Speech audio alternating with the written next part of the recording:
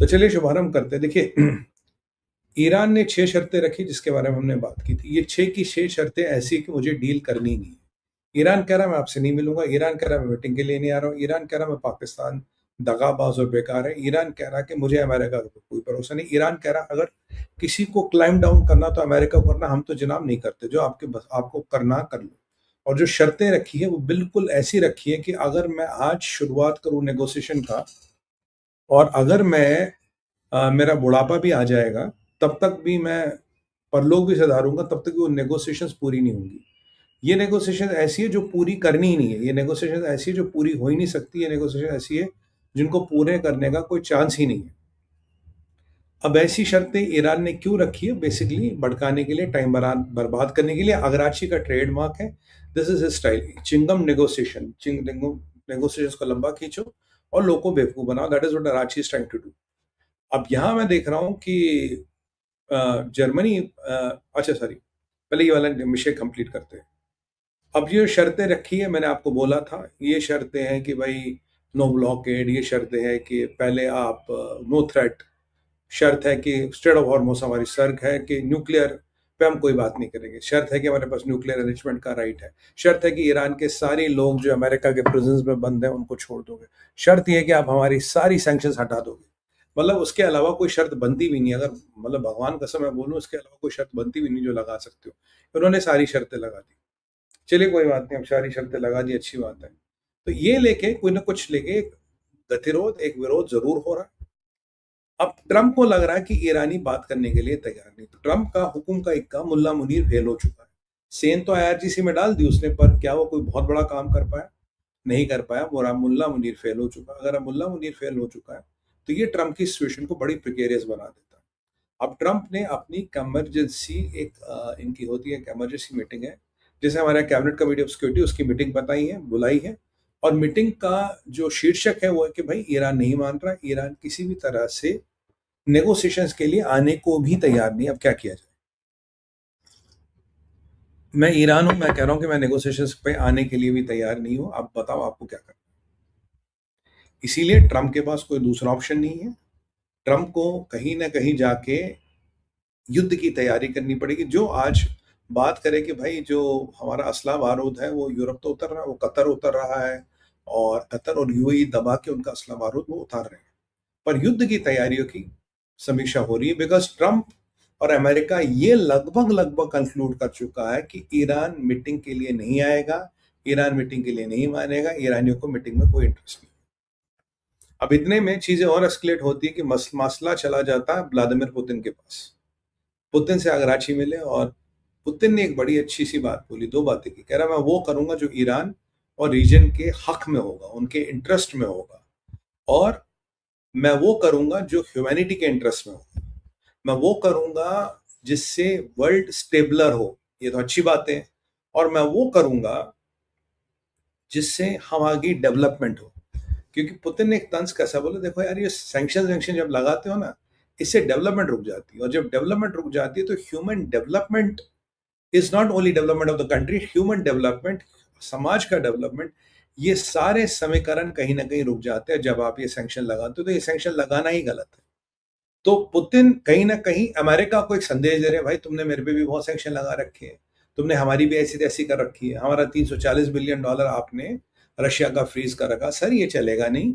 अगर आपको मुझसे कुछ चाहिए, you want me to act in your favour, you have to act in my favour, because your sanctions are also not dampening Russia, but also dampening the progress of the Russian population. And as a president, I have to make sure the Russian population doesn't get dampened. इसीलिए आपके sanctions का मैं विरोध करता हूँ। और एक subtle message है कि अगर आप चाहते हो मैं आपकी सहायता करूं, मैं भी आपकी सहायता करूं, क्योंकि आपका जो टट्टू था पाकिस्तान वो फेल हो चुका है। पाकिस्तान की हवा खराब है, इसलिए मेरे क्षेत्र में बॉल आ गई। अब मैं आऊंगा तो भैया डिग्निटी के साथ आऊंगा, I am not a push around, आप मुझे इधर उधर भगा नहीं सकते। तो पुतिन रूस की बातें तो करे, जैसे ट्रम्प करे यार पीस होनी चाहिए, पीस होनी चाहिए, पुतिन भी रूस कह रहे, पर किस शर्त पे?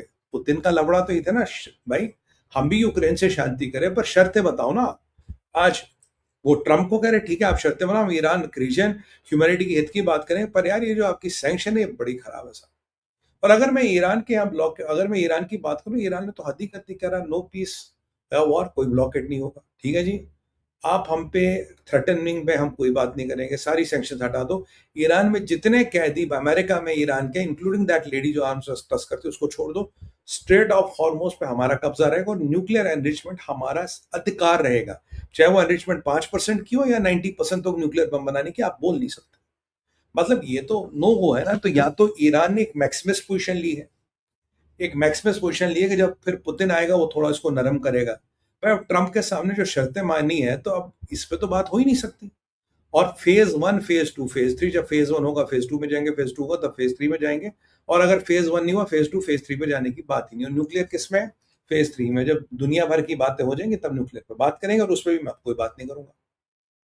तो अब यहाँ इनकी तो हालत पतली कि भाई हम करें तो करेंगे। अब पुतिन कह रहे हैं भाई हमारे पास कोडी तो है, I can push Iran, but are you willing to play the ball America, और are you still on the high horse? तो अब देखिए अमेरिकन क्या करते हैं, अमेरिकन के पास विकल्प क्या है। हालत तो टाइट हो रही है, युद्ध काउंसिल की मीटिंग बुला रहे हैं, तो आप मान के चलिए चीजें टाइट हो रही है। यहाँ जर्मनी, यहाँ यूरोप की अगर हम बात करें, यूरोप में मतभेद और गतिरोध बढ़ गया है। मैं बात करूंगा पहले मार्को रूबियो, चलिए पहले ये जर्मनी न्यूक्लियर वाली बात करते हैं।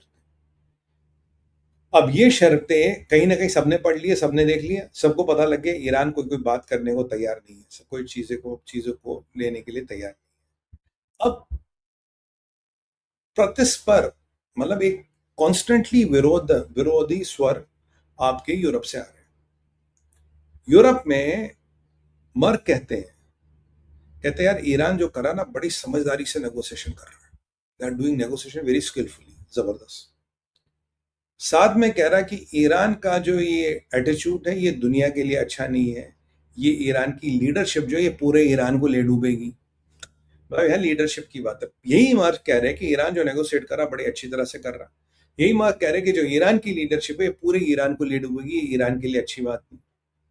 और ये जो अभी हो रहा है, पूरे दुनिया की जो इकोनॉमी है, पूरी दुनिया की इकोनॉमी सफर कर रही है ईरान के कारण, जर्मनी की इकोनॉमी सफर कर रही है ईरान के कारण, जिसको ज्यादा देर तक जर्मनी बर्दाश्त नहीं करेगा, बर्दाश्त कर नहीं सकता।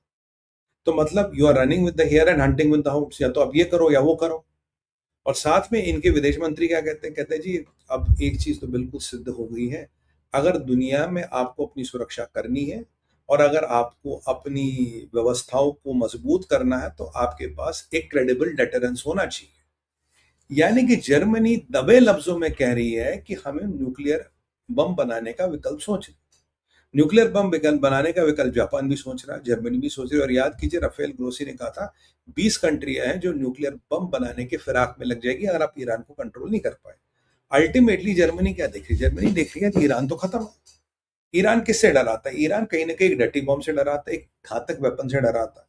और एक वेपन बना के इसराइल को खत्म कर दूंगा, सऊदी को खत्म कर दूंगा, XYZ को खत्म कर दूंगा, उससे अमेरिका किसने मतलब हवा टाइट कर रखी है। तो कहीं ना कहीं जर्मनी को लग रहा है यार, अगर ईरान जैसा मुल्क जहां लीडर नहीं, जहां मुल्ले मौलाना बैठ के ऐसी तैसी करा रहे, कंट्री को बर्बाद कर लिया, अमेरिका जीत के नहीं जीता। क्यों?